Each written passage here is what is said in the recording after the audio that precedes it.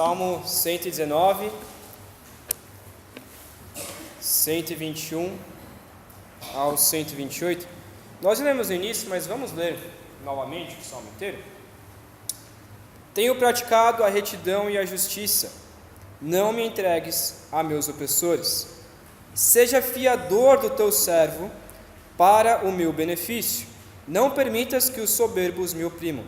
Meus olhos desfalecem à espera da tua salvação e da promessa da tua justiça. Trata teu servo conforme teu amor e ensina teus decretos. Sou teu servo, dá-me entendimento para que eu conheça teus testemunhos. Senhor, está na hora de agires, pois eles descumpriram tua lei. Pois amo os teus mandamentos mais do que o ouro, sim, mais do que o ouro puro. Por isso, dirige os meus passos por todos os teus preceitos e rejeito toda a vereda de falsidade. Amém? Você já conheceu alguém que tem mania ou às vezes uma síndrome, seja lá o que for, de perseguição? A pessoa acha que todo mundo está perseguindo ele. Já conheceu alguém assim? Que acha que todas as pessoas ao seu redor, seja no trabalho, ou seja na igreja, ou seja em qualquer lugar, ele fica com essa mania de perseguição. Ele está andando na rua e ele fica olhando toda hora para trás para ver se tem alguém perseguindo ele. Já conheceu alguém assim? Tem até um pastor que usa um chapéu, que eu não vou dizer o nome, que tem essa mania de perseguição. Estão me perseguindo, estão contra mim. Só que muitas vezes nós somos que nem essas pessoas. Nós começamos a olhar para as situações das nossas vidas e se importar muito com isso, em ficar achando, tem alguém me perseguindo, olha, estão me tentando, olha o que está acontecendo com a minha vida, estão me oprimindo, estão me fazendo pecar. E muitas vezes a gente vive essa vida tão, não regrada, mas uma vida onde a gente fica só olhando para quem nos persegue e acaba esquecendo de viver. E muitas vezes é isso que acontece com a nossa vida espiritual. A gente fica olhando tanto para os problemas e a gente acaba esquecendo de simplesmente viver a palavra de Deus. O texto começa dizendo, imagina se você entra num teatro e aí você começa a ver algumas cenas no teatro. E a primeira coisa que geralmente acontece no teatro, se você já foi a um teatro, só fui uma vez na minha vida, mas a primeira coisa que acontece no teatro geralmente é que ele mostra praticamente em 3 cenas rápidas, 3 a 4 cenas, quem são os personagens principais. Então ele mostra uma cena rápida e mostra principalmente quem é o personagem principal. Logo após ele já mostra provavelmente quem é o inimigo. E logo após, provavelmente quem vai ser o salvador e assim por diante. O que o texto começa a nos trazer aqui é como se fosse exatamente isso. A primeira parte, o versículo 121 e o versículo 122, ele começa a dizer sobre o cenário, sobre como que quem são essas pessoas, quem são esses 3 personagens que ele vai dizer aqui, e qual a situação que está acontecendo, para então ele começar o seu salmo. A primeira coisa que ele diz aqui, versículo 121, é sobre ele mesmo. Então ele começa dizendo, ele já começa, se você lembra de outros salmos, a maioria dos salmos começa dizendo sobre Deus. Esse salmo ele começa dizendo sobre ele. Essa parte do Salmo 119 ele começa dizendo sobre ele. Ele já começa dizendo, olha, eu tenho praticado a retidão e a justiça. Tenho praticado a retidão e a justiça. Então, de acordo com o texto, quem é o primeiro personagem? Quem que é a primeira pessoa apresentada aqui? Um homem que pratica, um homem que é reto e um homem que é justo. Um homem que tem praticado de fato a justiça de Deus. Tem praticado o caminho reto, a retidão de Deus. Esse é o primeiro homem, é o primeiro personagem. Mas ele vai dizer logo em seguida sobre o segundo personagem. Não me entregues a meus opressores. Na verdade, ele fala sobre 2 personagens aqui, mas o primeiro que eu quero destacar aqui são os opressores. pessoas que estão oprimindo o salmista. E ele vai dizer, também no versículo 122, ali no final, não permitas que os soberbos me oprimam. Então, quem são esses opressores? São os soberbos, são os orgulhosos. Então, qual que é a situação aqui? Existe um homem que é reto e justo. Existe um homem que pratica a retidão e pratica a justiça. Esse é o salmista. Mas existem também pessoas que são soberbas e por eles serem soberbos, eles estão perseguindo, eles estão oprimindo o salmista. Esse é o primeiro cenário. Mas existe uma terceira pessoa, que é o que o salmista a quem vai pedir. Versículo 122 começa assim: seja o fiador do teu servo para o meu benefício. Talvez na sua versão não esteja escrito seja fiador. Não sei se tem alguma versão que está escrito isso. Como? Ok. Isso é interessante porque, na verdade, no original está escrito exatamente essa palavra: seja fiador do teu servo para o meu bem. Só que a gente entende fiador hoje em dia de uma maneira diferente. A gente entende fiador como? Se você não tem dinheiro, você vai até um fiador e aí você coloca aquela pessoa como seu fiador, para comprar uma casa, seja lá o que for. Se você começa a dever o dinheiro, o seu fiador quem entra na frente e paga a conta. Essa palavra fiador, tem um comentarista que vai dizer que a melhor tradução aqui, apesar dele ter dito fiador, mas talvez na cabeça do salmista, ele esteja entendendo como uma pessoa como um protetor e talvez um advogado, o que também entra como fiador. Por exemplo, se você não tem dinheiro, apesar de você ser uma pessoa justa, é o fiador quem vai entrar na sua frente e vai te proteger. Mas também pode se traduzir, talvez na nossa cabeça hoje, talvez o melhor seria colocar como advogado. Alguém a quem mesmo que você comete uma justiça, você é injustiçado por causa de pessoas que estão te oprimindo, e esse advogado entra na sua frente para te proteger. Essa é a ideia que o salmista está trazendo.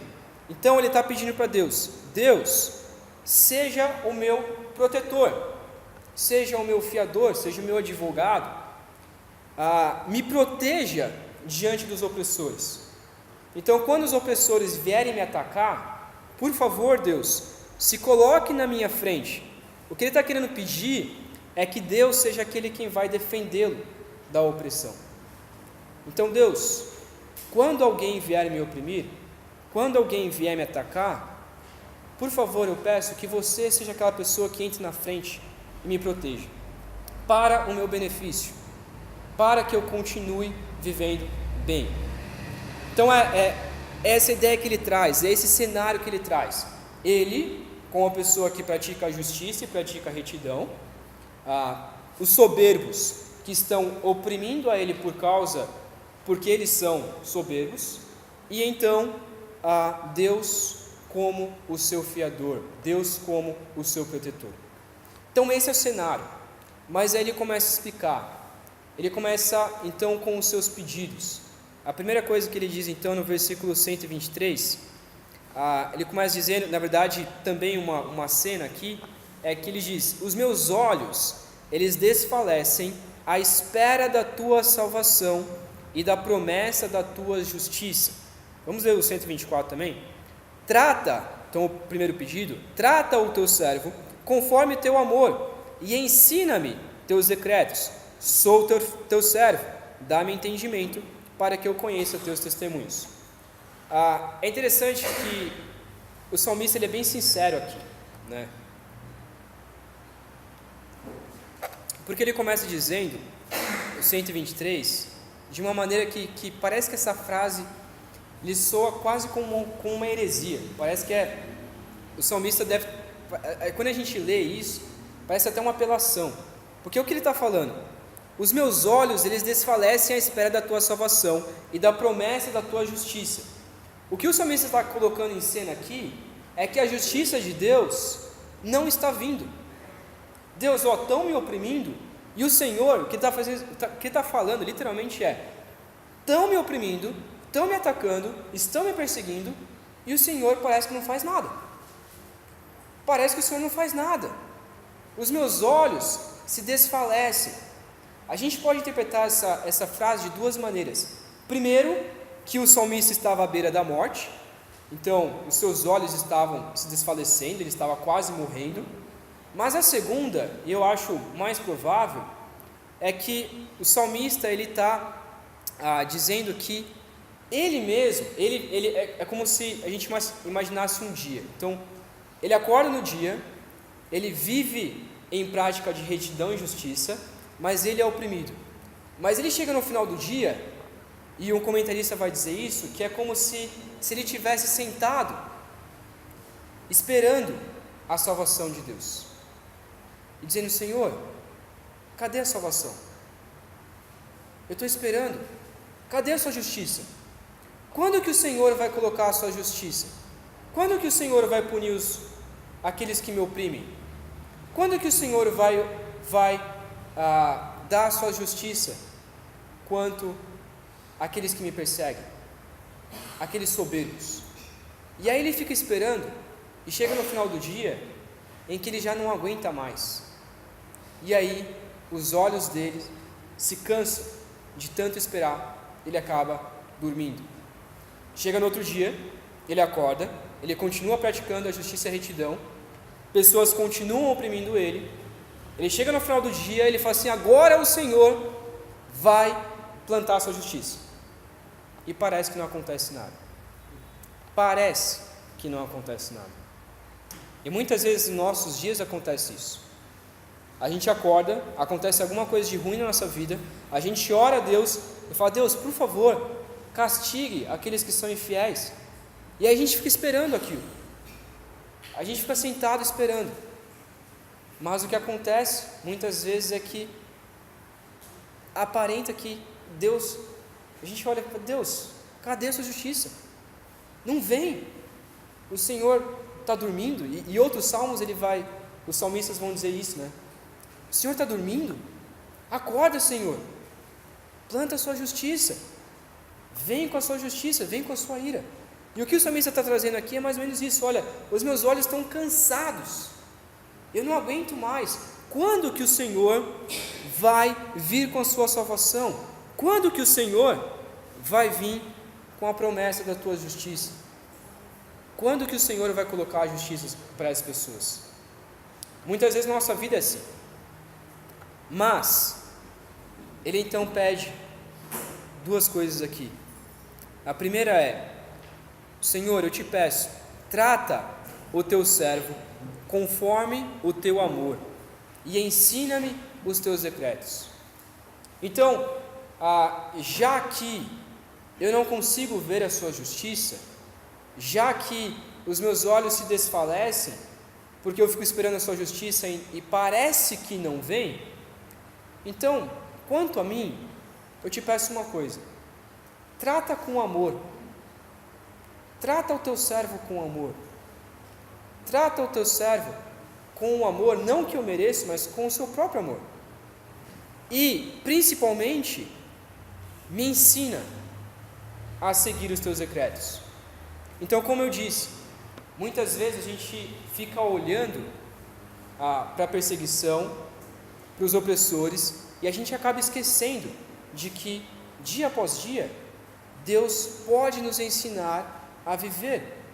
Ele nos trata com amor, Ele nos trata com a sua justiça, e a gente pode pedir para Deus: Deus, já que eu não sei se a sua justiça vem agora ou não, então me ajude a continuar vivendo, me ajude a me manter de pé, me ajude a suportar, me ajude a dia após dia a viver de acordo com a tua palavra. Parece que a justiça não vem, mas ele começa a pedir para Deus: me trata então com esse amor. E então ele termina ali no versículo 125, dizendo: olha, Senhor, eu sou o teu servo, eu estou aqui, estou presente, eis-me aqui, eis aqui o teu servo. Dá-me entendimento para que eu conheça os teus testemunhos. Então, já que eu não sei se a sua justiça vai vir agora ou não, dá-me entendimento, me dá conhecimento, me trata com amor, me ensina os teus decretos, para que eu possa continuar vivendo, para que eu possa deixar principalmente o Senhor agir, e que a minha função nisso é simplesmente viver conforme o teu amor. Eu quero concluir essa ideia de acordo com o versículo 126 até o versículo 128. E vai dizer então: Senhor, está na hora de agires, pois eles descumpriram tua lei. Pois eu amo os teus mandamentos mais do que o ouro, sim, mais do que o ouro puro. Por isso, eu dirijo os meus passos por todos os teus preceitos, e rejeito a verdade, e rejeito toda a vereda de falsidade. Rejeito toda a vereda de falsidade. O que é interessante é que ele vai dizer então qual que é a motivação do pedido dele. O porquê que ele quer continuar vivendo. O porquê que agora ele não quer mais ficar olhando para os soberbos, ficar olhando para os oprimidos, mas ele quer continuar vivendo. O pedido dele é: Senhor, venha agir logo. Senhor, eu não sei quando a sua justiça vem, mas o meu pedido é: venha logo. Por favor, venha depressa. Eu me canso, os meus olhos eles se cansam, eles desfalecem à espera da tua salvação, mas eu te peço, Senhor, venha logo. Venha logo. Por quê? Não porque eles estão simplesmente me oprimindo. Olha o que o 126 vai dizer. Não porque eles estão me oprimindo, não porque eles estão me perseguindo, não porque eu não aguento a perseguição deles, mas vem logo. Por quê? Pois eles descumpriram tua lei. O que o salmista está dizendo aqui é praticamente jogando a bola para Deus. Fala: Deus, eles não só estão me oprimindo, tudo bem, eles estão me oprimindo, e isso para mim acontece, eu vou continuar buscando a tua justiça, eu vou continuar sendo justo, para mim é difícil continuar, porque eles de fato estão me perseguindo, mas Senhor, eles não estão só me oprimindo, na verdade eles só estão me oprimindo porque eles estão descumprindo a tua lei. Eles só estão me oprimindo porque eles não estão cumprindo, eles estão desrespeitando a tua lei. Então o problema aqui não é apenas meu, entre aspas. O problema também é com o Senhor, porque eles estão atacando o Senhor. Eles estão indo contra o Senhor, não apenas contra mim, mas contra ti. Agora, o que é interessante aqui é que é bem provável que esses soberbos, eles não eram idólatras de outros deuses. É bem provável, de acordo com o contexto histórico aqui, é bem provável que eles fossem até mesmo judeus, ou de linhagem judaica misturado com alguns outros povos, ou que pelo menos eles conheciam a lei. Então esses soberbos não eram, provavelmente que não eram outros povos, de outras religiões que adoravam desde o início outros deuses. É provável que esses soberbos, esses opressores, eram talvez até mesmo judeus, ou que conheciam a palavra de Deus, que conheciam a lei, e olhando para a lei, eles não queriam cumprir. Ou uma vez seguiram a lei, mas agora eles já estavam zombando da lei. Eles já não queriam mais a lei. Eles agora querem seguir os seus próprios caminhos. E por isso que eles então oprimiam. Porque eles já não estavam mais querendo cumprir a lei. Então, o salmista ele começa a pedir a justiça a eles, porque eles conheciam a lei, eles não estavam cumprindo. Eles conheciam a palavra de Deus, eles conheciam a lei, mas eles estavam distantes. Eles não queriam mais cumprir a lei. E o salmista então pede, ele está pedindo aqui: Senhor, está na hora do Senhor agir. Está na hora do Senhor fazer alguma coisa. Está na hora da sua vingança. A gente não sabe se depois que ele pediu isso, se de fato a justiça de Deus veio. Mas esse é o desejo dele. E esse muitas vezes é o nosso desejo. A gente pode falar: Deus, por favor, eu já não aguento mais. É tanta perseguição, mas eu olho para o mundo de injustiça, e o meu desejo é: Maranata, vem Senhor Jesus, vem logo, porque é tanta injustiça no mundo que eu não aguento mais, é tanta gente que não cumpre a sua palavra, que eu não aguento mais, vem logo. Então, enquanto ele está pedindo a justiça aqui, muitas vezes nós também podemos e devemos pedir a justiça de Deus. Deus, vem logo, age no meio desse povo, seja com justiça ou seja com misericórdia, mas vem agir. Seja com salvação ou seja com justiça, mas vem fazer alguma coisa aqui. Seja através da minha vida, seja através da igreja, mas venha, Senhor, porque essas pessoas não estão apenas contra mim, elas estão contra o Senhor, elas estão descumprindo a tua lei. E o mais interessante que eu acho nesse texto aqui é que ele não diz: Senhor, me dá uma espada para lutar contra os soberbos, me ajuda de alguma forma para que eu acabe com todos esses injustos, esses soberbos, essas pessoas que estão me oprimindo, me dá forças para eu acabar com eles. Ele não pede isso, ele pede: Senhor, que o Senhor possa agir, faça a diferença, ô Senhor, venha com a sua justiça. Então, por quê? Por que ele pede isso? Para o Senhor agir. Por causa do começo do versículo: seja o meu fiador, seja o meu protetor. Então ele se coloca na posição de: olha, estão vindo me atacar, mas Senhor, se coloque à minha frente, faça ao Senhor a justiça, porque a sua justiça é certa. Mesmo que eu busque a retidão, mesmo que eu busque a justiça, mas eu não posso, porque a justiça vem do Senhor. Eles estão descumprindo a tua lei, então a justiça vem do Senhor. Pode até parecer arrogante, mas não é arrogância. Ele está olhando e fala assim: Deus, é o Senhor quem tem que agir, eu vou ficar na minha, mas o Senhor quem cumpre a sua justiça.